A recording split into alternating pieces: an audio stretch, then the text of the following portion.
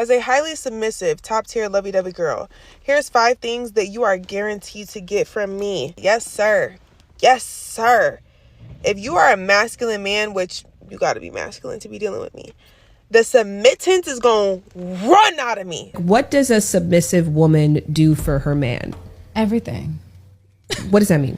You know, like packing his bag, unpacking his bag, just making sure all the things that he wants. And like, I pretty much read his mind. A wife stays home and she's submissive, so she looks at me as the leader of the home. When we have a disagreement, guess whose word is the last call? Mine. Guess who gets to steer the ship? Me. Who has control of the finances? At the end of the day, me. Anything natural doesn't need to be forced. So why has female submission required centuries of conditioning, religion, and control? And if men are supposedly the better leaders, then why does the world look like this? Every day I get on social media and I see women talking about their desire for male leadership, and that if they could just find a true masculine male, they could rest in their feminine energy and be submissive. I am in no way surprised or even bothered when I see men online talking about their desire for traditional women, because for the most part, traditional women are very beneficial to men. On the other hand, I get really bothered when I see women talking about wanting to be traditional women, especially when it comes to submission. I would think, given the current state of our political climate, that women would not be pushing for even more traditionalism. On a deeper level, it really bothers me because it really shows how disconnected we have become from who we are as women, that we think the pinnacle of femininity is receptivity, submission, and softness. In this video, we are going to analyze what we call the traditional woman, the harm these ideologies create, and the true history of the divine feminine. My hope is that women, and possibly even some men, leave this video with a better understanding of who women are outside of the guise of traditionalism and patriarchy. So, what is a traditional woman according to our current modern interpretation? Traditional women are often defined as family women. They desire marriage and children, they submit to their husband's leadership, and they take on the role of the stay-at-home mother, doing most, if not all, of the caregiving, nurturing, and cooking and cleaning. In exchange, the traditional man provides leadership, direction, financial provision, and protection. This is the model that many women and men claim to desire today, and on the surface, this arrangement is often presented as natural, balanced, and even ideal. It also assumes that leadership belongs to men and that a woman's role is to support, follow, and maintain the home. It frames submission not as a choice, but as an inherent part of femininity. So, if these traditional characteristics aren't inherent to our genders, where did they come from? Our current perception of what a traditional woman is lacking the historical context as to how we even got to this idea in the first place. The idea of female submission didn't just appear, it developed alongside systems that needed women to be controlled. Historically, women were gods, goddesses, leaders, completely sovereign. In the Neolithic era, women played a major role in agriculture. They spent time processing the food, creating textiles, pottery, and tools for domestic and ritual use. This was before the start of organized religion, so their spiritual rituals were heavily tied to fertility, seasons, and the earth. During the early stages of the era, both men and women did the hunting, and later men also helped with farming. They built majority of the shelter, and they participated in protecting the groups, animals, and environment around them. During this era, based on archaeology and historical interpretation, we can see that while the roles of men and women were different, there was no hierarchy of the sexes. Women were not submitting to men, their role was essential to survival. Now we move to the Sumerian civilization, which was between 3000 and 2000 BCE. This is when we really started to see some structure in society and the first cities actually being formed. Women, especially priestesses, worked in temples managing land, food, distribution, and labor systems. Textiles was a major industry that many women worked in. Some women were scribes, merchants, and landowners. Men dominated political leadership and military roles. They worked in construction, trade, and administration. During this era is where we can see society become class-based for the first time in history. Although the power began concentrating on male rulers, women, especially those who had roles in religion, still had a high level of authority. In ancient Egypt, between 2600 and 1000 BCE, women could own property, inherit wealth, and initiate divorce, all privileges that we know later were only reserved for men. Women not only managed households, but they worked as priestesses, musicians, healers, later called witches, and could hold political power. What I find fascinating about this era is the parallels to the women today. Red pill men call women who prioritize their careers modern women as a slur, and the women who prefer to be domesticated at home traditional women. But as we can see, it's actually the women who are prioritizing their work that are more traditional than our current interpretation of traditional women who desire to be domesticated. One of my favorite eras historically is Minoan civilization, which ranged from 2000 to 1400 BCE. If I could pick a specific era to go back to, it would probably be this one. Women were highly visible in public and religious life. Women were depicted in art as leaders of rituals. They held roles as priestesses and political figures. The men appeared beside women, not in front of them, not behind them. I love this era because the divine feminine was expressed openly. Women were not controlled. We were not minimized. So, when did patriarchy actually start? There wasn't a specific time in history where patriarchy started. It happened at different times in different places. During early societies like the Neolithic time period, survival was based on shared resources and cooperation. Then, agriculture scaled, which meant a surplus in food, land ownership, and wealth accumulation. This meant there were things to pass down. The only problem was there was no way for men to determine who their children were to pass down inheritance. Women have always known exactly who their children were. So, what was the solution? To control women's sexuality. This part is painful to talk about because it is thousands of years later and there are still so many restrictions around women's sexuality and our bodies, even if most of those restrictions are social. Patriarchy is about greed and wealth. So to guarantee paternity, society started enforcing monogamy for women, but not always for men. Virginity expectations were again for women, but not for men. Restrictions on movement, behavior, and modesty for women became the norm. It went from being social expectation to full-blown laws. Patriarchy became institutional. Laws included punishing women for adultery more harshly than men, regulations around women's sexuality, and treating women as dependents of fathers and husbands. Religion was not what created patriarchy, but it was used to enforce the system. Male-dominated religions began to elevate male gods above female gods. Goddesses were reduced to wives and secondary figures in society.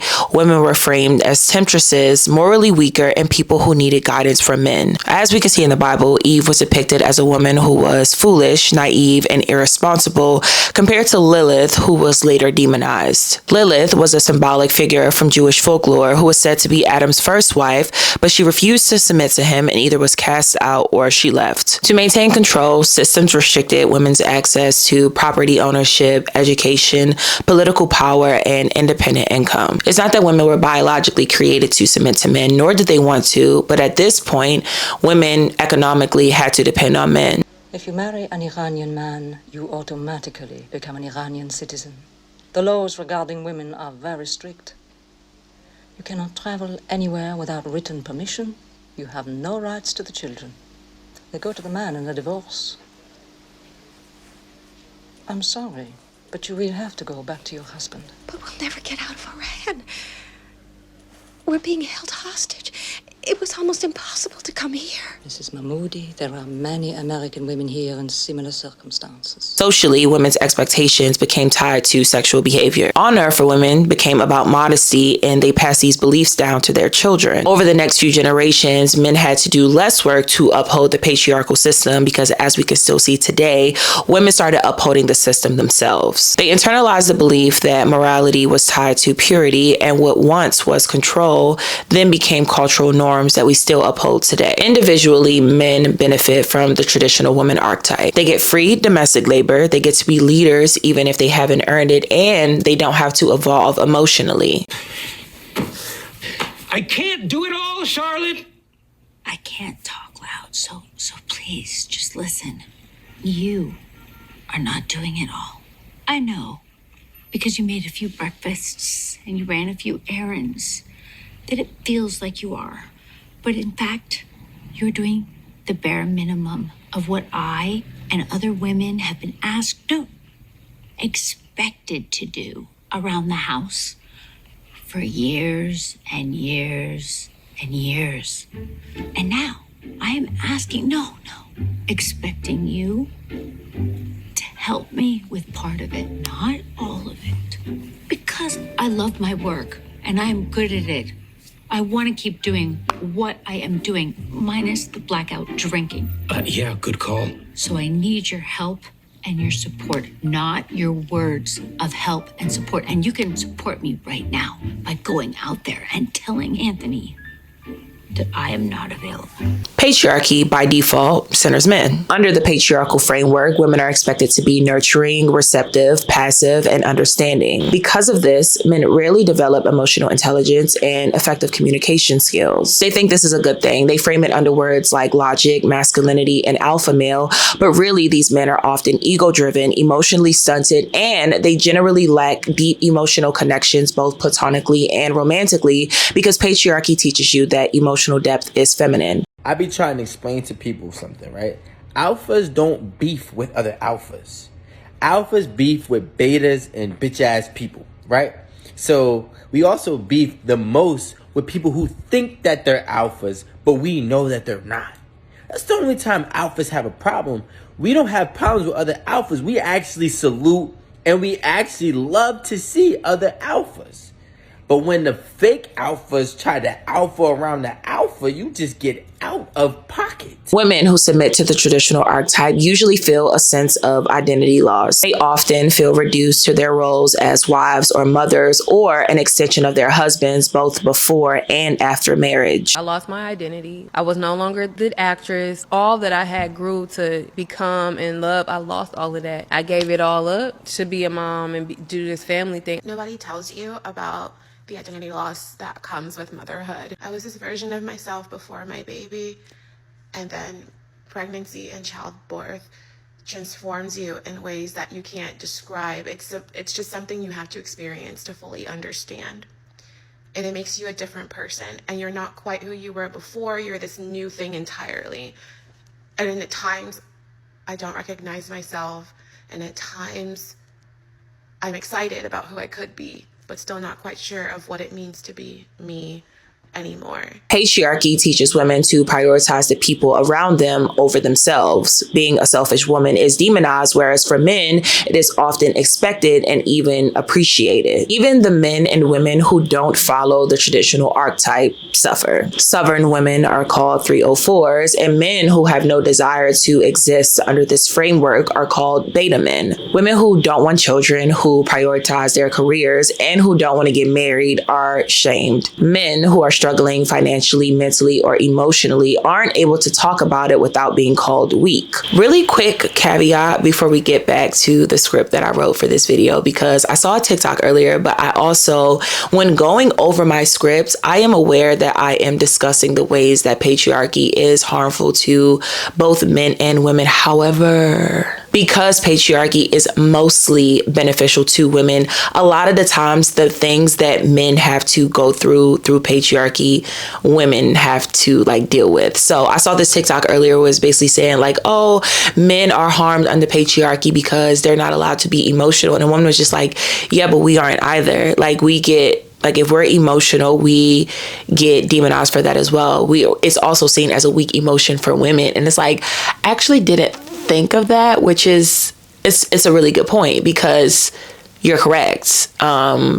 So yeah, I'm going to finish the script of this video. I am being very clear in this video that patriarchy is harmful to both men and women. However, I don't want anyone to lose the plot here and think that I'm saying it is equally as harmful to men and women, because it's not. At the end of the day, men economically and socially and in other ways still benefit from patriarchy substantially more than women. Yes, patriarchy is harmful to both men and women, but let's be very clear here. There's only one group that is fully oppressed under the patriarchal system, and that is women. I'm trying to figure out how I can fully acknowledge that without, I hope we're here. Back to to the video. On the other hand, both men and women benefit from sovereign women. Women gain autonomy, self-fulfillment, and freedom, and we get to choose our partners not out of necessity, but out of desire. We get to exist as full individuals, not just as our roles. Children benefit from mothers who are more emotionally aware, parents who have more balanced roles in the home, and mothers who are not resentful. Long term, society would be in a much better place. Gender equality would mean more innovation, more diverse perspectives, and a healthier dating culture. Men who are emotionally and mentally mature love sovereign women. They get to show up in their homes not as dictators, but as partners. And these men get to experience deeper emotional connections with the women around them because of their emotional depth. I'm shaving my head, all right? And it's scary and awful, and you can't handle it. Who says I can't handle it? You freaked out after just a few little hairs. You freaked out too? You lost your heart on. Shit happens. Let me be here for you. Listen, this is very intense, and you're being very sweet, but there is no way that you can relate to what I'm going through. What are you doing? No, you can't. Your hair's your thing. Chill out, I'm busy.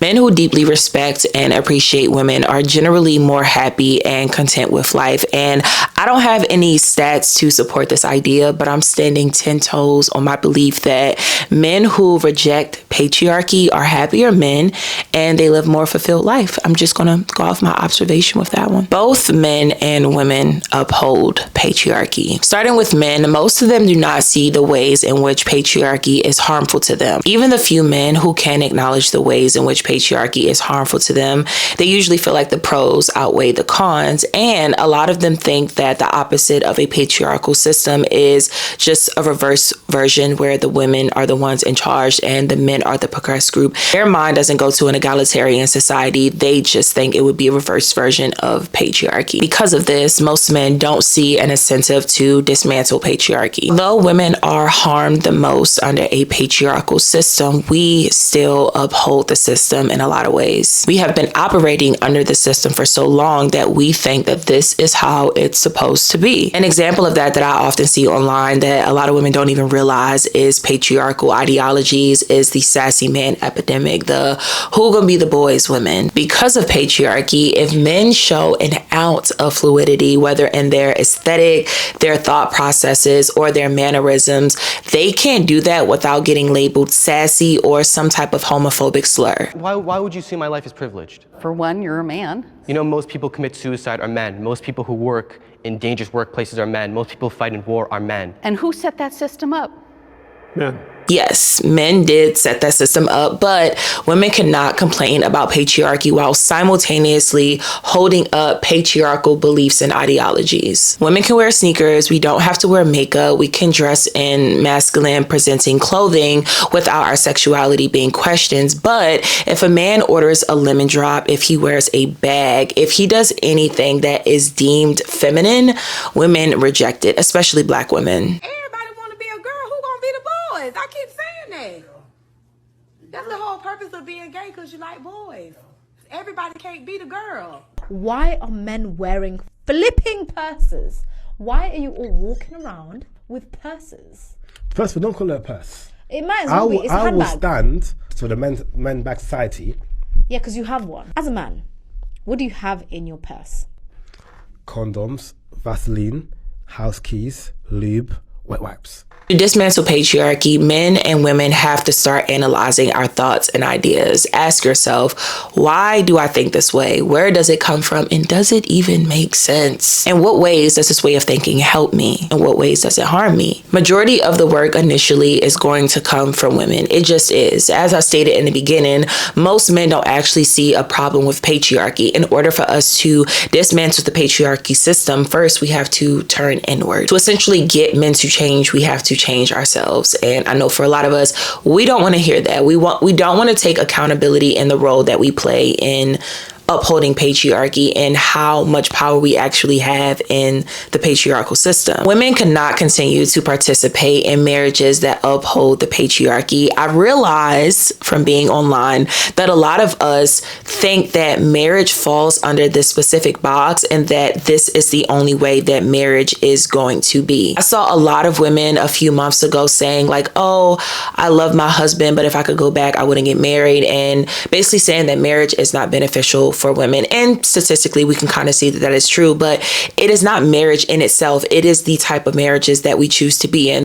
It is incredible how unbelievably naive people are when it comes to marriage, especially women who are past the age of like 35 and who still think that, oh, I'm going to find a guy who loves me so much and it's going to be so romantic and I'm going to be able to sit with a straight man and talk to him about feelings. Are you high? It doesn't exist. Go and read Strangers. It's this new book. It's a memoir about this marriage that fell apart during COVID. And it really shows you what men are and who they are and what a marriage is. And these people had money, and it's not about the money. It's about women believing this fairy tale that a Prince Charming is going to appear and take your breath away and be hot and rich and loving you. And honest, it doesn't exist. So before you go ahead and go buy your wedding dress, before you even have a first date, please read this book. The main thing that I saw women saying was that women take on most of the domestic labor in the marriages and they hold on most of the emotional labor, which was like the biggest argument. Women were essentially saying that they take on majority of the emotional labor in the marriages, and that's why it's not worth it. And statistically, we know that this is true, that women do, because of patriarchy, take on most of the emotional labor in relationships. But it doesn't have to be like that. You do not have to choose a man who is emotionally stunted in that way. The thing is, I realize a lot of people do not realize that they have internalized misogyny, whether it is a woman who has internalized misogyny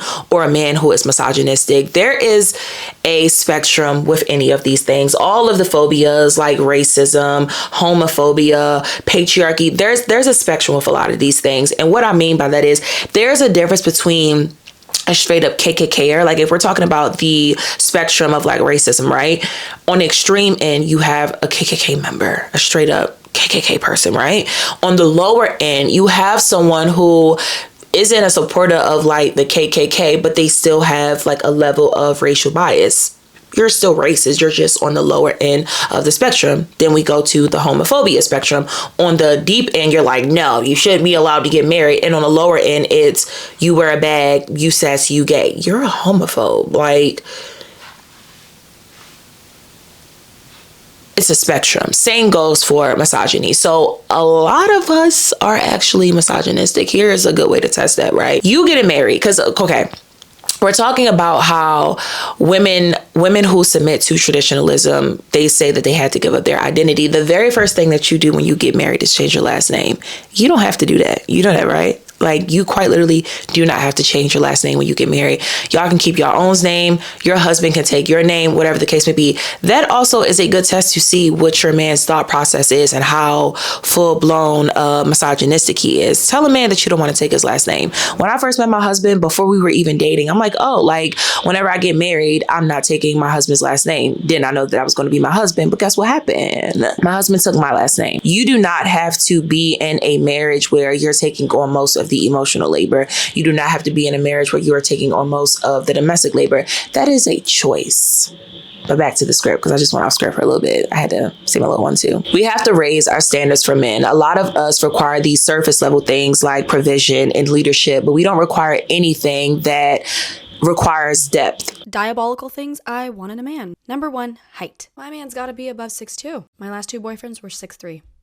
Both of them. And they were jacked. And they looked really good. How am I supposed to downgrade from that? So, unfortunately, my next man will have to be 6'2" and up. Number 2, you can't have a gut. I need you built. I need you fit and going to the gym multiple times a week. I'm sorry, like, I'm just not gonna date a fat guy. If I can be in the gym 5 days a week and be fit and care about how I look, you can do it. Number 3, he cannot have a salary cap. Whatever career he's in, he needs to have multiple streams of income, and we need to be able to make as much money as possible. That's why I will never date a guy who works in like corporate. What is your 100K salary cap gonna do for me? The max you'll ever be able to get to is like what, 150? Yeah, no, we're good. I need you in a career that is going to make us money. I am a lover of luxury. I like expensive things. I like expensive vacations. So will you if you're my man. So we need a career that can support that. Number 4, whenever we travel, he's got to be flying his business. I'm sorry, we're not staying in economy together. It's just not happening. Again, this is where the lack of salary cap is really going to help. And number 5, he's got to have a really nice watch. I'm not really impressed when I hear somebody has a Rolex anymore because those can be really cheap. I would much prefer if you had an AP or a Patek and maybe multiple of them. The Rolex can be your day watch and it still better be 50K plus. You need to run a super strict program. And I'm not talking about the fake strict program that a lot of y'all talk about on social media. You're not strict enough.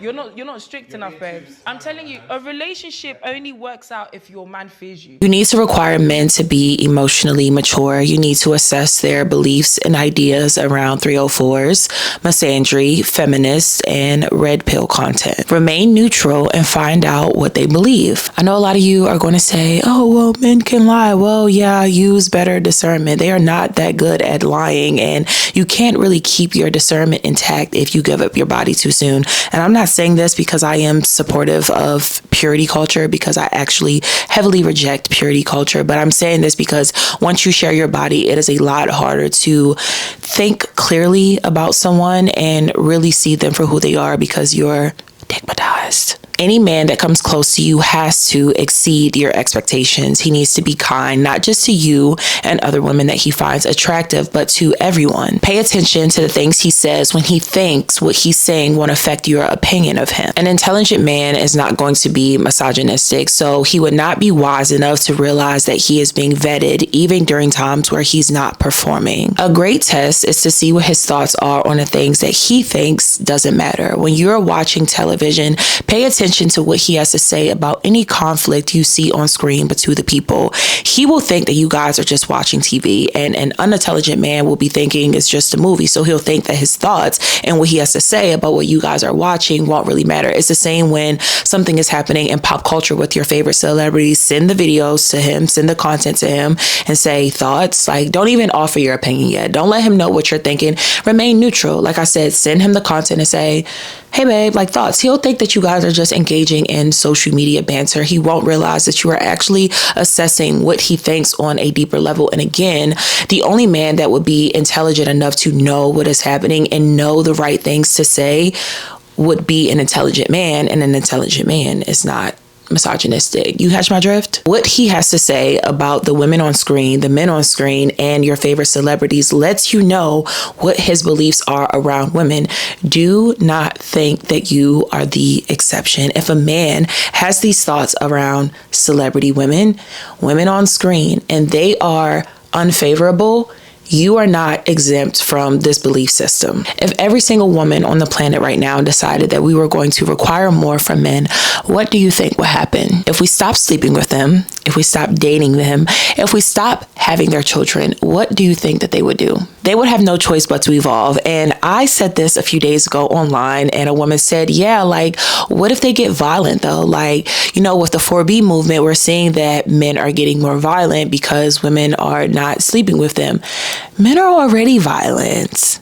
Okay, like men are already violent. I am fully aware that for us to shift from a patriarchy to a matriarchy, if that is the system that we choose to shift towards, there is going to be some violence, but that's just what it is. But my thing is, what do you have to lose, essentially? Because men are violent to us now. And are we not going to push for a better society out of fear of violence? If our Black ancestors felt the same way, we would still be enslaved right now. With any system being broken down and taking a shift, a lot of people are afraid of change because they see change and expansion as a loss of something. So yeah, there is probably going to be a level of violence that comes with it, but the alternative is just continuing for another couple hundreds and thousands of years as it is right now. And we don't want that. We want our children, our great grandchildren to live a better life. So this is just what's going to come with making that shift. Patriarchy is a system that has existed for a very, very long time, but it is still a very fragile system because without our participation in it,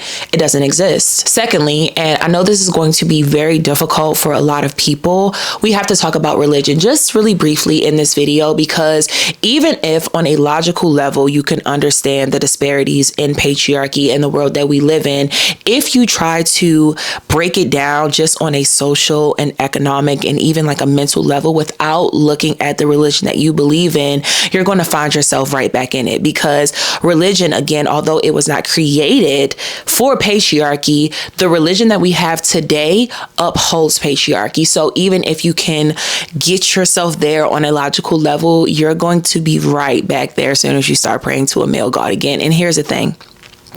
I grew up Christian. I get it. I started deconstructing in 2020. I'm 6 years removed from Christianity. So trust me when I say I know it is a very, very, very, very difficult thing to do. Religion for a lot of us is not just something that we believe in. It is heavily ingrained into our identity. But in order to dismantle patriarchy, in order to live in a better world and separate ourselves from that, we have to take a close look at the religion that we believed in. I'm not telling you to just throw your religion to the wind. I kind of am, depending on what you believe in. But at minimum, we have to take a closer look at the religions that we believed in, because a lot of them, especially the Abrahamic religion, at its core, it is patriarchy and misogyny. It just is. And I know that is a very difficult thing to grasp. Trust me, I am saying this again as a woman who grew up Christian. That'll be a whole nother video. My process of leaving Christianity, how I got there, where I'm at now, all those things. But yeah, it's something that had to be said in this video. I really try to discuss as much as I can about patriarchy without really saying too much about religion, because I understand that once you bring up religion, ears get shut off for a lot of people, and I didn't want that to happen. So in conclusion, we have gathered that submission isn't a biologically ingrained role for women. Leadership does not belong to men, and patriarchy is harmful to all of us. After watching this video, I hope that you've taken a closer look at your own thoughts and feelings and those of the people around you. Although patriarchy is a system that has existed for thousands of years, it is still something that we can choose to separate ourselves from. It's going to take a lot of self-awareness, accountability, and responsibility, but if nothing changes, nothing changes. I really hope that you guys enjoyed my very first video on this essay style channel. If you did, please give it a thumbs up and subscribe. I would love to engage in some dialogue in the comment section. And until next time, have a great day.